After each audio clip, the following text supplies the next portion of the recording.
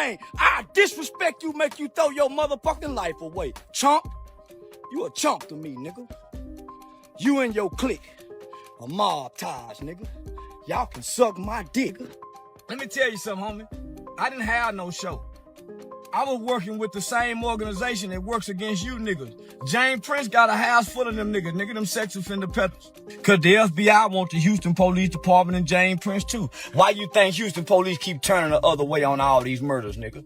How do you think James Prince can get a police report, nigga, to an open murder investigation that includes his son? And none of the stuff is redacted. None of the information on this none of this names is blotted. How can James Prince get access to that, nigga? So, nigga, he working with the police, I'm working with the government, nigga. Come on out here, nigga. Bring your bitch ass on out here, nigga. We ready for war with anybody, anybody, nigga. I ain't just talking. You bitch ass nigga scared of James Prince. Fuck James Prince. Fuck his daughter, his kids, his organization, nigga. If you a mob, I'm a nation, nigga. Charleston doesn't ease in. He dares them. Mention my name, he says, and promises pure disrespect. To him, the so-called tough guys are chunks. Run up on me, James Prince. I'm gonna go to war with the goddamn police for all this shit I got in here, nigga. What's wrong with you niggas, nigga? I can go to war with police. What's wrong with you, bitch ass? I don't give about nothing, nigga. You bitch ass niggas, James Prince, mob ties, nigga, and sister nigga, come go to war with a nigga ready for war. And he's not whispering it, he's broadcasting it. He claims he wasn't even booked for a show. He says he was working with the same people who work against his enemy. Then he swings for the biggest target in the room. Yeah, make the white boy motorcycle gang, make Taylor Swift check in. Make Khloe Kardashian check in. What's the white boy name on The Voice? Make every motherfucking body check in. What's the white boy name down here? Post Malone. Make him check in. Yeah. Why the niggas got to check in? I just left Houston last week. I ain't check in. Yeah, I went through Houston, went to Beaumont. Nah, I ain't check in. So why the niggas got to check in, Mr. Prince? Mob ties? Alleging that Jay Prince sits in a house full of problems and protected secrets, and that the reason Houston police keep looking the other way on headline cases is because someone's working both sides. No wonder everybody got to check in, y'all. Now I'm checking in with the police department. Police department told me, hey man, you got a problem with Mr. James Prince. Austin, we hear you got a problem with James Prince. Man, we scared of him. I swear to God, y'all, I just got the call from the Houston's mayor's office and the gang unit police department in Houston, Texas. They are scared of fire to rap a lot. His centerpiece claimed that Mr. Prince somehow got his hands on an open murder report involving his son. Houston is more of a player town. Houston is way player, homie. They ain't just hunting down celebrities. You can go to Houston with your jewelry on. Go to the clubs and have fun. Takeoff was just a fluke. But you can go to Houston and party and have fun all night. Go to different sides of Houston. And you can't do that you can't do that in LA, homie. Unredacted names and all, and he asked the question out loud, how does anyone get that without special channel? In Charleston's telling, if Jay Prince is linked up with the police, then he's linked up with the government. And Charleston says he is too, only louder. All that setup dealing with Jay Prince Jr. and mob ties, because they extort. See, Jay Prince Jr. and them try to extort.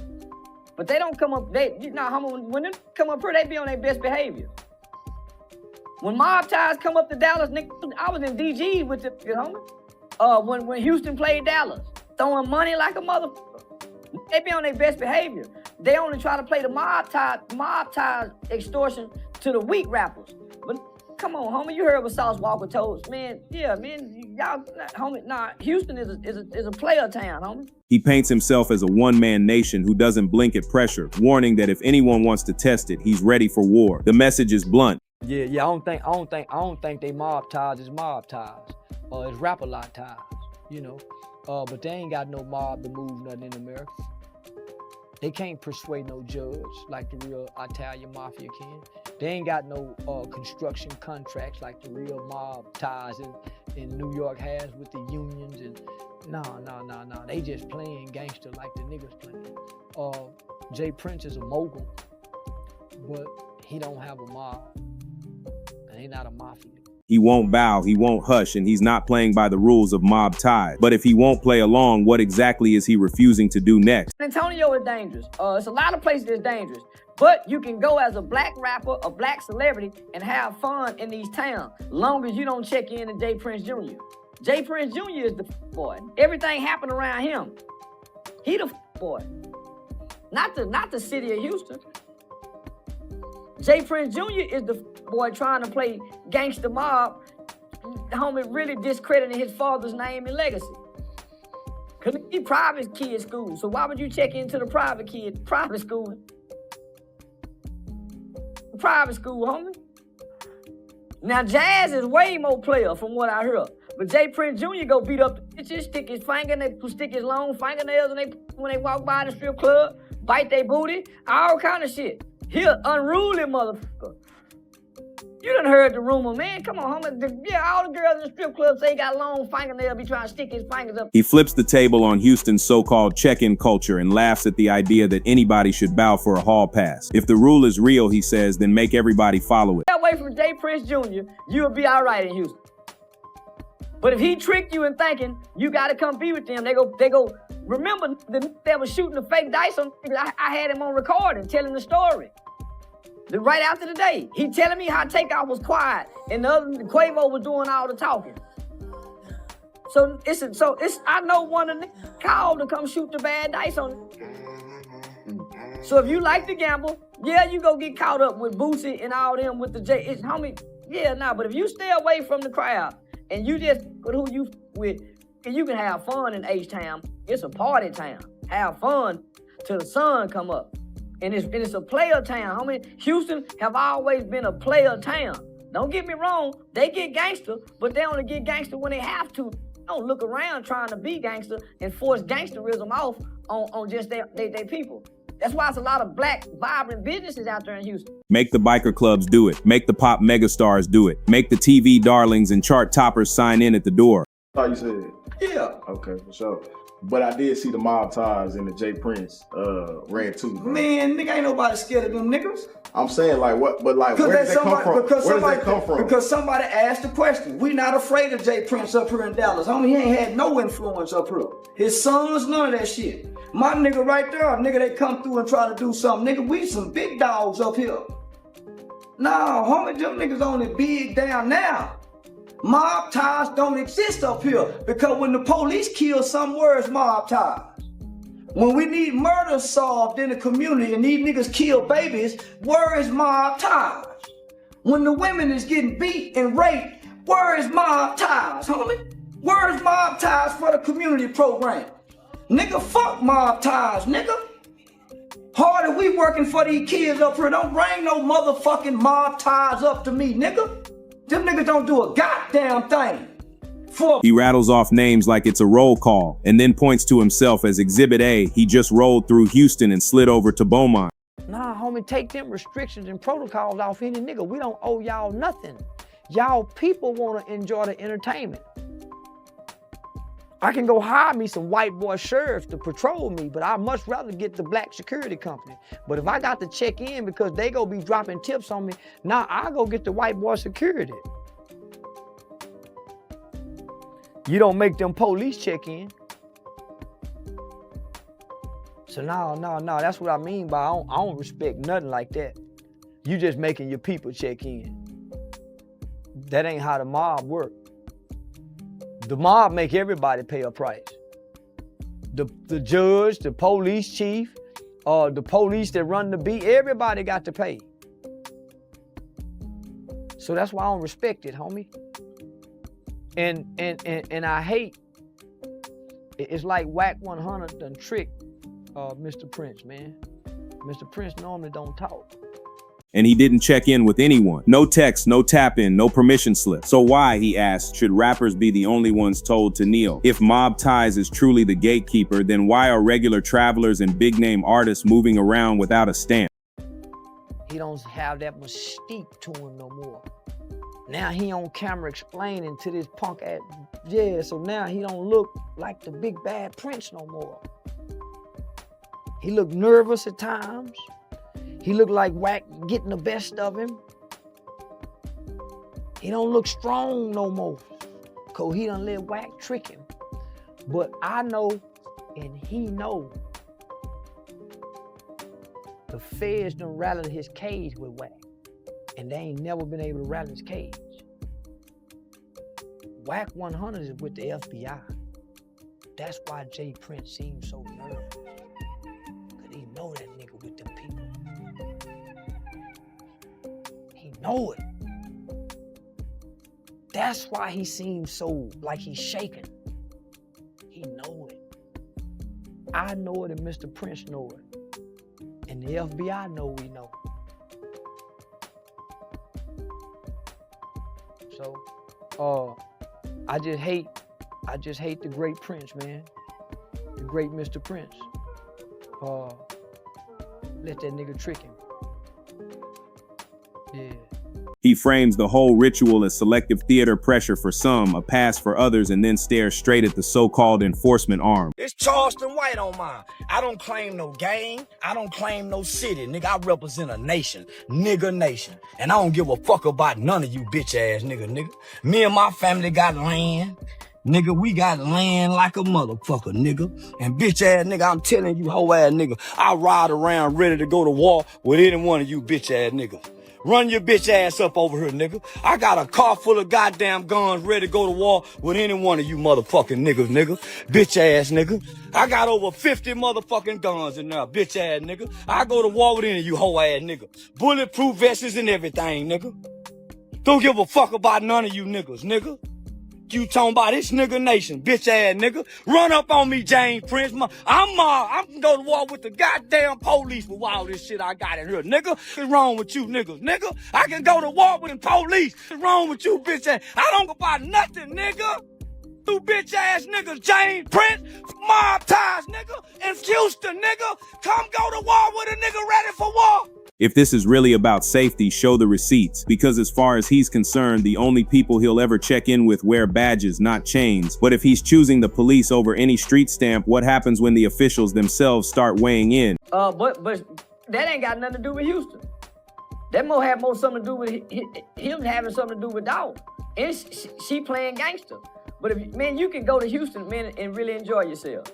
You can. Cause this thing, I done said Jay Prince and had sold out shows. I done talked about ESG.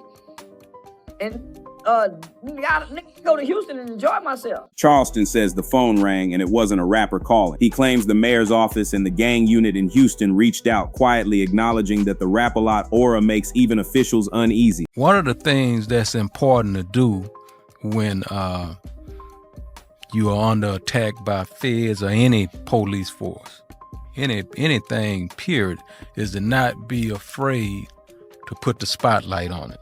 To him, that says everything. If the city's own people feel the weight of a brand, then the brand isn't protecting the culture, it's intimidating the infrastructure. And that's exactly why he plants his flag. If he ever checks in, it won't be with any clique. It'll be with the departments that put case numbers on paperwork. He doubles down on that choice, painting it like a line in the sand. The badge is the only pass he respects. From there, he reframes the narrative. If Houston needs a safety protocol, he says, it should look like coordination with law enforcement, clear, above board, and consistent for everyone. Not whispers in back rooms, not special treatment for the in crowd. He leans into the idea that real security isn't performative, it's procedural. You don't flex it on podcasts, you file it, timestamp it, and move on. And that's where his argument's sharp. If powerful names can brush up against open investigations and still get unfiltered documents, if that's what he's alleging, then the problem isn't that artists aren't respectful enough. The problem is that respect got repackaged as fear. He argues that once fear runs the system, people start mistaking it for order. That's the culture he refuses to validate. So he's blunt.